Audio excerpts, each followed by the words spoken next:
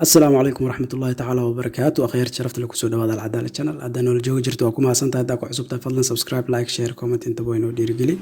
والله لكن أفتح العدالة ودبني وصلافت أخير تشرفت له هرتا ما أنت ماشي محا يسوي فريسي لبا خضب كوكو هرايا مصيبة دي دبكي كدعي مقالة مقدشو gaar ahaan Zoobe qodobka labaad marwe inaan idin hordhaco insha Allah marka ugu horeyso waxaan rabaa inaan aad idinkaga mahadceliyo sida quruxda badan oo channelka subscribe ay u saarteen oo like gareyseen oo meel fiican ay gaarsiiseen aad u maasantiin sida quruxda badan oo channelka u subscribe gareyseen u like gareyseen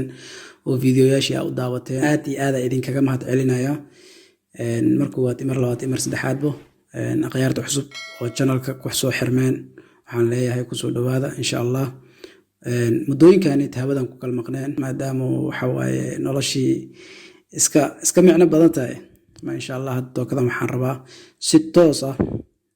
waxaan rabaa sheeg active aan ugu noqdo YouTube-ka insha Allah kunka subscribe dadka 100 kun ay u dabaaldegaan aniga kunka subscribe waxa iga dhiman 100 door qofood insha Allah waxaan jeclaan lahaa intaan waa gaarsiiseen ilaahay ka soo idinka ay soo gaarsiin in ka badan in ay gaarsiin doontaan taas halkaas ugu baxo waxaan rabaa inaan tacsi tiiraayale aan u diro eheladii qaraabadii oo qarxii Zoobe ka dhacay dadkii ku baaba'een dadkii ku dhaawacmeen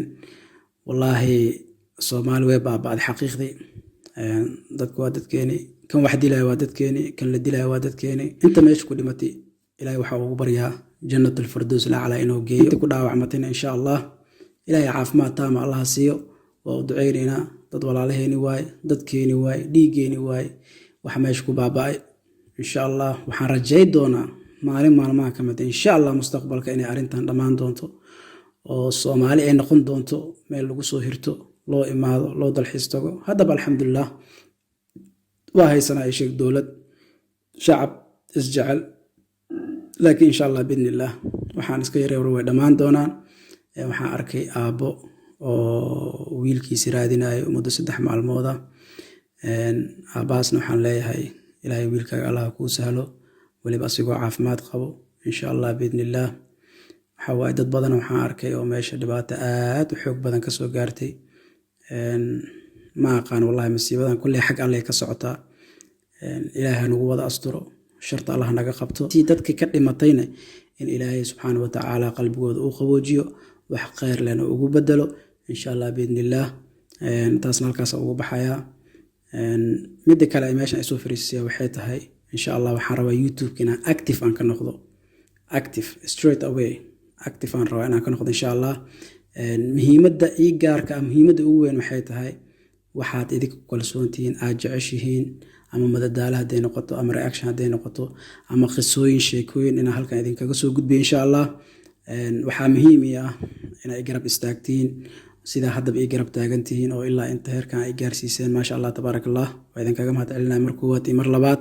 aqyaarta sharafta leh ee ku xiran al-Adaala waa idin soo dhaweynaa waxaan leeyahay gacmo furan ku soo dhawaada kuwa cusub hadda ku soo biirayna